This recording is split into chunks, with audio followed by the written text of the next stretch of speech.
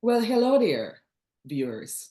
Welcome to another episode of Breaking Barriers interview series, where we get to interview amazing women executive leaders who are just doing phenomenal things in the industry sector in terms of leading, empowering, and just encouraging fellow women leaders. And it's just an honor to have them there to here today to share what I'm here today to share the insights from her journey and so that we can learn from them.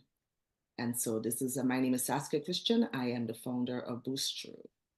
And so I have with me today, I have the pleasure of hosting today Ms. Kimberly Eckert, and she is the Chief Financial Officer from Nature and Energy. And I'm going to have Kimberly formally introduce herself as we get into this amazing segment. So Kimberly, welcome. Thank you. Happy to be here. So, Kimberly Eckert, I am, as Saskia mentioned, the Chief Financial Officer at a Santa Clara, California-based startup called Natron Energy. I have been working in the broader natural resources and energy industry for most of my career, and so excited to be in this role and to helping a startup take the next step to growth. That is excellent. And I do understand a little bit of that world because of my chemical engineering training. Great. So I believe, yeah, I would be very familiar with that. And it's just a pleasure having someone from the energy industry, give voice to this particular area in terms of empowerment. And Yes. so I would like to first get a better understanding of your industry experience and the specific challenge, if you want to highlight any specific challenge you've encountered in terms of cultivating resiliency or emotional intelligence mastery in your world. Sure. So my experience in natural resources, so I would say I started in earnest in the natural resources industry after business school. Um, so sorry, my computer just tried to make an update. So I started in the natural resources industry in earnest after business school in 2006, 2007, where I joined Deutsche Bank Securities and covered the global metals and mining industry. And so I caught the last end of, or the tail end of the last commodity super cycle when everything was about steel inputs. So, metallurgical coal and iron ore.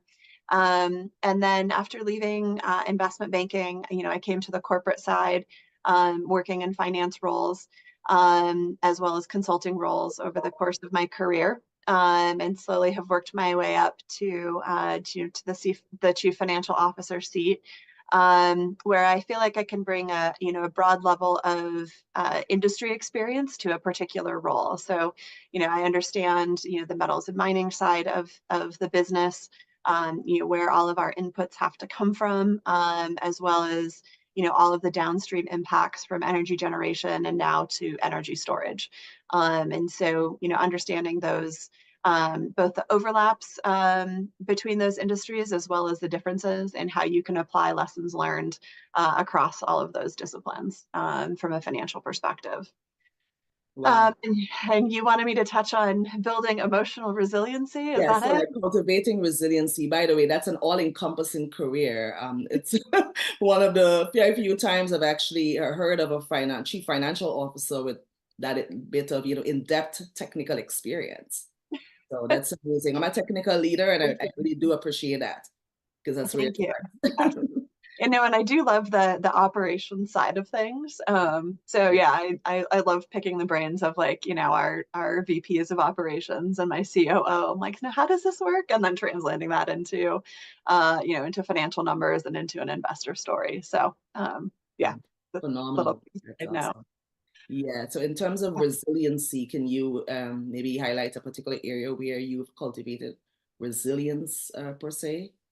And Oh gosh. I mean, it is a career long thing that you have to work on developing. And any type of role that you sit in, whether it's in investment banking or whether it's in the corporate finance side, you are responsible for making, decisions and recommending decisions to your board of directors, for large sums of money. So whether it's like recommending, an M&A transaction or a debt or equity underwriting, or whether it's, simply, recommending, internal financial policies and how you deploy capital throughout a business, and how you think about those return metrics. Um, it takes a lot of guts and a lot of courage, to be able to stand behind those recommendations, when the financial, health of the entity could potentially be on the line if it's not successful. So, in terms of, developing that, resiliency, I guess there's a couple parts to it. One is just on the personal side, and you know, what helps is finding, a career and a role that you actually enjoy. Passion. Mm-hmm. And having a passion for it. So you have that motivation and that drive. And then the other part of that is, developing and being confident in your skill set, so that you can get over that imposter syndrome, when you walk into a room, especially when you're at most times, one of either the only female in the room or one of the few females in the room. And so, um, in order, I will say that feeling never goes away. I've heard many, many, female executives, CEOs of, Fortune 500 companies still talk about that imposter syndrome that they have. But in terms of, developing that emotional resiliency, it's making sure that you're taking the time to develop your skill set and the confidence in your skill set. And then taking a time to reflect, in situations where, okay, this is the recommendation that I made, or this is the pitch that I, put together for my executives, or, for my team, on how we need to proceed. And then reflecting back onto how that actually, uh, unfolded, and was it the right decision. And if you take the time to kind of look at, okay, what I recommended we do actually did work, and it was the best outcome that we could have hoped for. That kind of helps build that confidence in terms of that next step forward. So you have that basis of and that track record of success when you walk into the next room or into the next decision point, to present your opinion. Um, So have you ever felt that, okay, maybe you might have been too hard on yourself in situations where you went in thinking, okay, the financial recommendation or the strategy I'm recommending, it may not be having that much of a buy-in, but then it's like a complete 180 or so in terms of the response you get. of Um, course, yes. I mean, it's always yeah, women in general, I think, and myself especially, we have this like perfectionist gene, that everything needs to be perfect and we need to know absolutely everything. And yes. so you have to accept that there are going to be some unknowns, and how you develop an approach to deal with those unknowns and mitigate those risks. And so, um, yes, I do have a general sense when I walk into a room still to this day of like, I need to make sure that I have everyone's buy-in before I walk in. And that's not always necessarily the case. You don't necessarily need that, but you just need to have the confidence to present your idea and to defend, the reasons for it, in a discussion, and have the confidence to speak up. Absolutely right. I mean, it just brought me back to yesterday. Well, actually, it's 2 days ago, I had the opportunity to interview, not interview, but to be a panelist and to Okay. encourage amazing women leaders at one of our local chambers here. And the essence of the whole message of the session is really that people really don't know their true capabilities, and they don't recognize their worth, their Yes. self. And so everything really, when I studied, it's like everything starts with self-confidence and self-worth, Yep. self-esteem. And nobody Yep. can give that to you. And you're doing I should say, a very challenging type of job and Yeah. numbers. And no women, and we as women leaders, every single job application, job description, you look to see if every single bullet you satisfy before you go forward. Same thing. So, Yes. Yes. Women definitely have the tendency to do that. And I forget what those particular statistics are, but like men apply for jobs where they meet like 60% of the criteria, whereas women only apply for jobs where they meet 100 or even more of those criteria. So yes, and um, yeah, yeah, and I and then just it's want to go back. always Yeah, go ahead, go women ahead. are always judged on their what they have already achieved, whereas men are always judged on their potential. Potential. Yeah. Brilliantly said. Yeah. And that is very, very accurate. And Yes. so it's unfortunate because really at the end of the day, if you go in knowing everything, then there's no opportunity for growth. And so where's Exactly. that growth mindset that we talk about? We don't want to have a fixed mindset, we want to have a growth mindset. But if you don't give yourself an opportunity to grow, That is true. But you the mindset that you need is not that I know everything, but it's that I know how to figure things out. Right? It's that resourcefulness and that ability to learn. And so acknowledging where you might have gaps in your skill set. You know, I come to the chief financial officer role from a more strategic finance side. I'm not an accountant. And so, I recognize that, I may not know the nuances of every, accounting standard, and so but also having that knowledge that like I know who to go to and where to go to find that knowledge and to figure it out.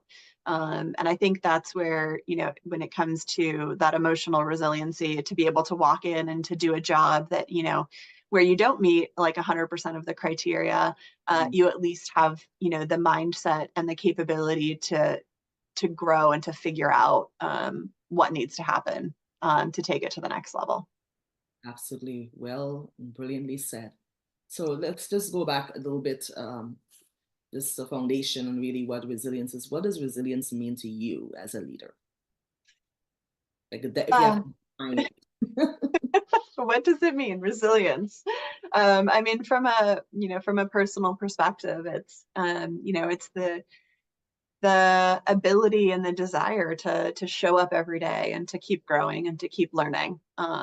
Right? Because I mean, I guess that's my kind of Yeah. what makes me excited is to continually grow and learn. But that resiliency, if you stop showing up, you stop learning. And so you don't really develop that resiliency if you kind of you check out early or take yourself out of the conversation at an earlier stage. And so it's yeah, developing that confidence and that desire to continue to like, have a seat at the table.